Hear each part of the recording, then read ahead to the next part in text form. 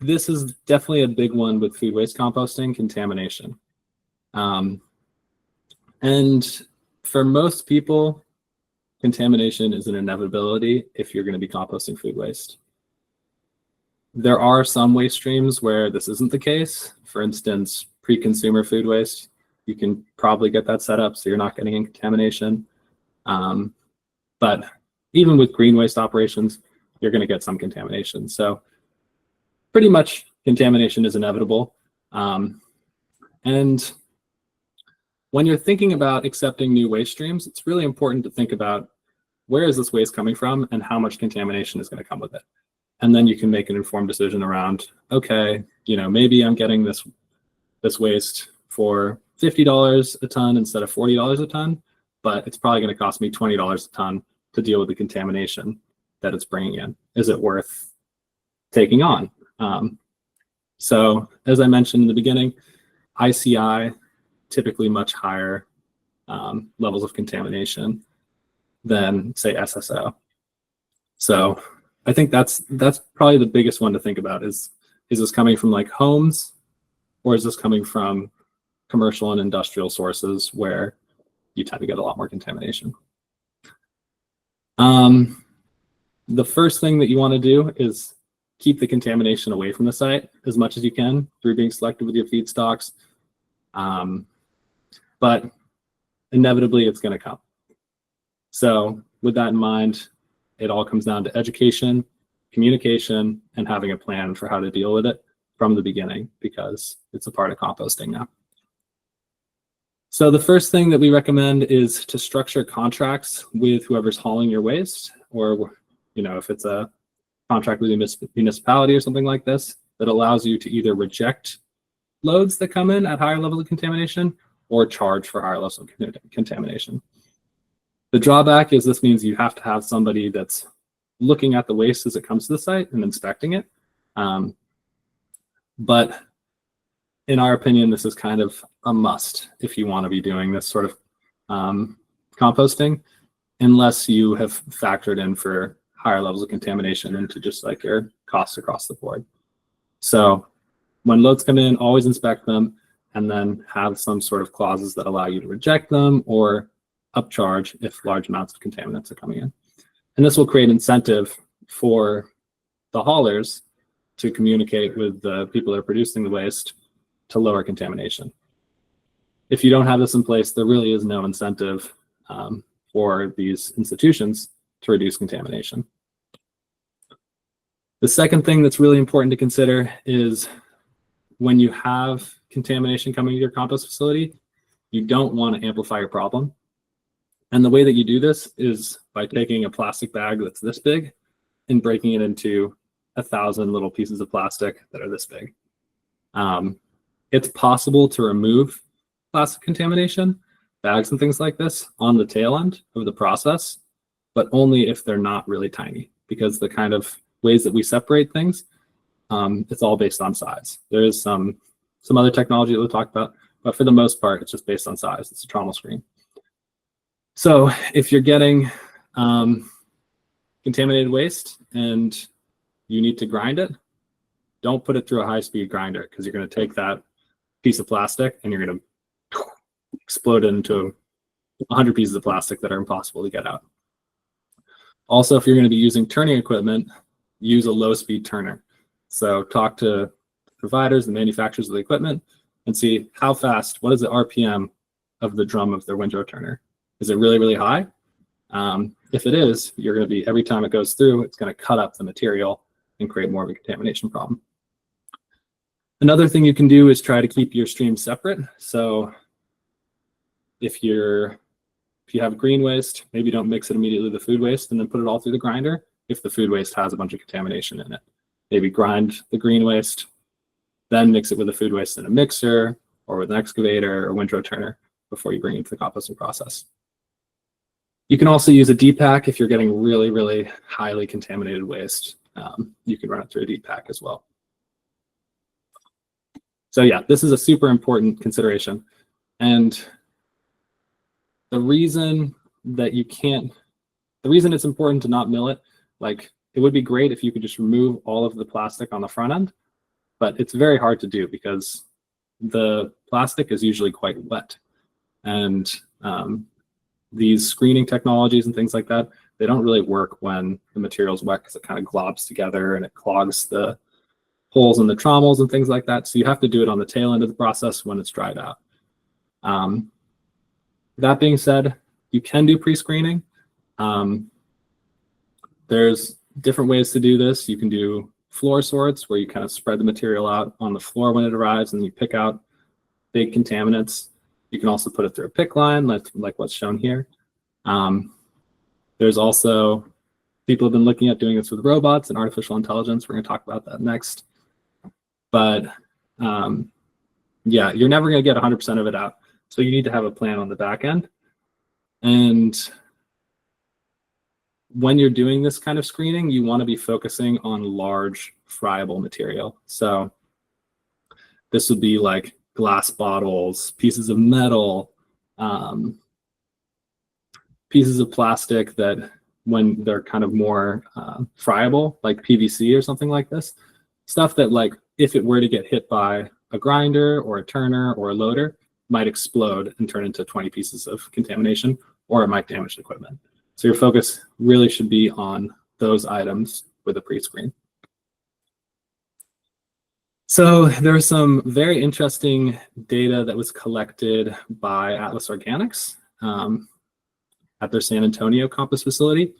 And they were, I think, the first adopter of like using robots to try to do pre-screening. And they collected a bunch of data and were kind enough to share it with the industry. And you can read more about it on BioCycle. But I stole a couple of screenshots from it. And as you can see on this, this plot here, it's looking at different ways of doing a pre-screen. The humans only was just 3 human pickers on a pick line, like was shown in the previous image. And then the robots were 2 robotic arms that kind of telescope around and identify things and pick them up. And then they also tried running this pick line with both the robots and the humans at the same time. And this is the data from it. So long story short, as you look at this, the robots at this point in time are just not up to par. They're not where they need to be to effectively remove plastics on the front end of the composting process. You can see this is the contamination count, so like number of pieces that they were able to remove per ton of feedstock. And they were only able to get about 7 pieces of plastic, half a piece of plastic, or sorry, glass, metal, and miscellaneous, and like maybe 5 pieces of fiber.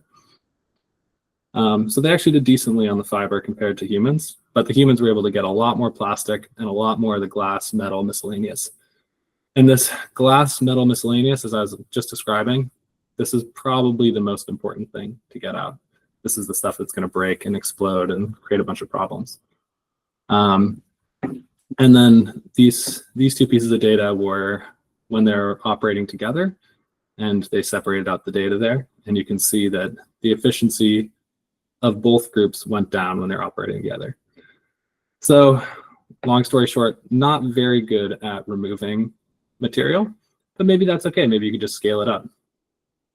Actually, no, you probably don't want to do that because there's also this information. They also looked at the amount of downtime that the facility had based on different pieces of equipment or other factors. And this is an ASP facility, and 50% of their downtime was caused by their shredder. Pretty standard. The grinders and the shredders have the most mechanical issues.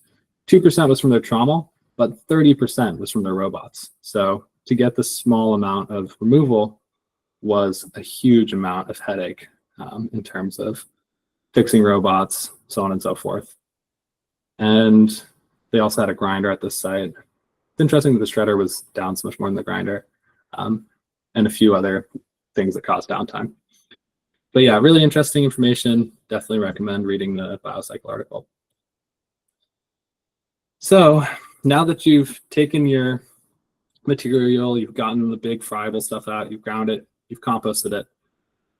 Now, for most facilities, this is going to be the best time to get the majority of your contaminants out. But before you do that, you really need to make sure you get the material super dry. As I was talking about, it doesn't screen well when it's wet. So you want to get it down to like 35 to 40% moisture.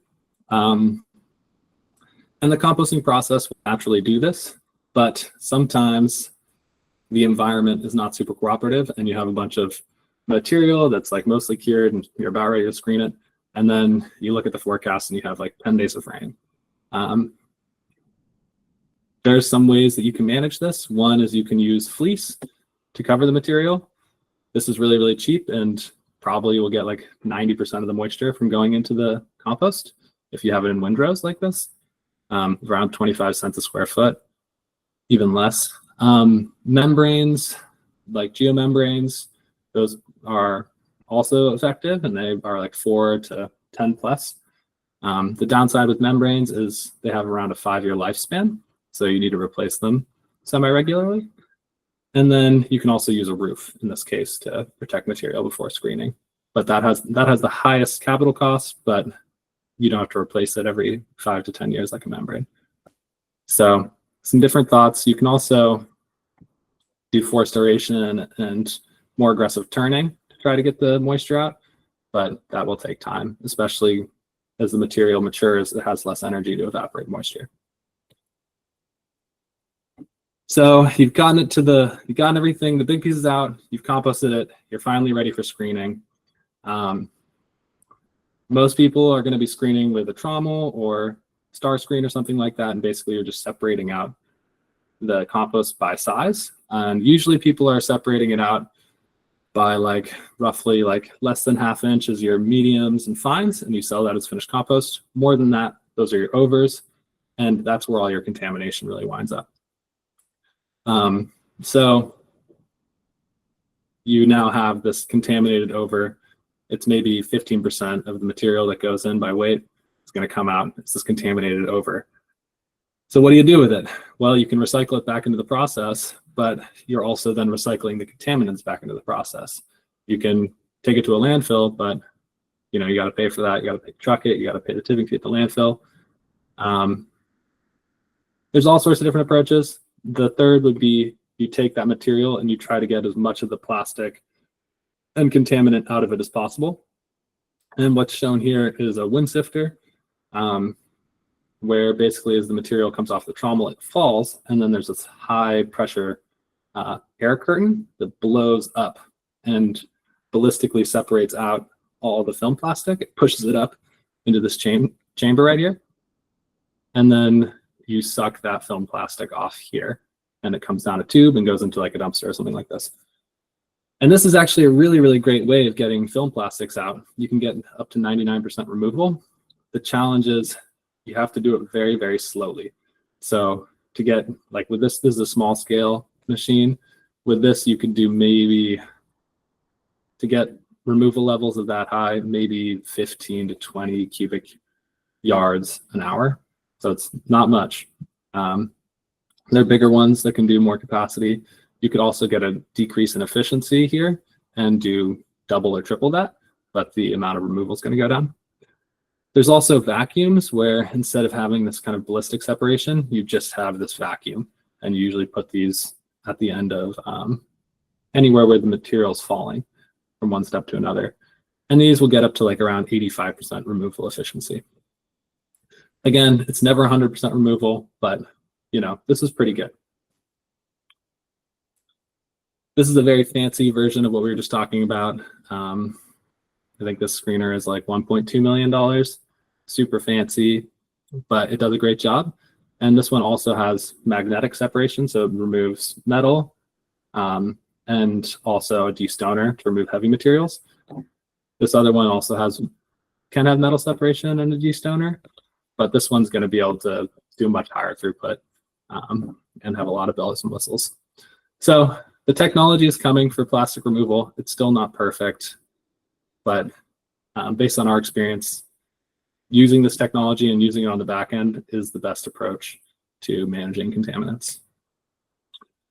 Another option is a DPAC, and this is a front end device that you use at the beginning to get contaminants out. And typically you're using this for packaged goods, as the name would imply. But if you have really, really contaminated ICI or something like that, you can also use a DPAC in that case. It has like around 99.8% removal efficiency, but oftentimes you're getting microplastics into the material. Just the way they work, you're kind of grinding the stuff up and mechanically separating things, or so you get these little plastics in there that are really hard to remove. An advantage of a D-pack is it will remove anything. It can remove cans, it can remove cartons, so you're not just limited to kind of film plastics like you are with a Windsifter or a vacuum. Another consideration is these are pretty like expensive pieces of equipment at this point. Maybe there's some smaller ones coming online, but for the most part, they're $500,000 plus. So you need to have a certain scale of material to D-pack to justify the cost. Another thing with plastic, especially film plastics, is if you're at a facility where you have wind, you're going to get a lot of wind-blown plastics, especially at conveyors, grinders, screeners, any place where the material is coming off of a conveyor. That's a great opportunity for it to blow. So to prevent having tons of plastic blow off your site and maybe create environmental issues that would come back to haunt you, you can use netting. This netting's from Gorilla Netting. There's also like fences and things like this. So there's different approaches, but the main idea is some sort of netting. And also, if you use this netting, you need to remove the plastic eventually. Otherwise, you can actually blow these things over because the surface area increases.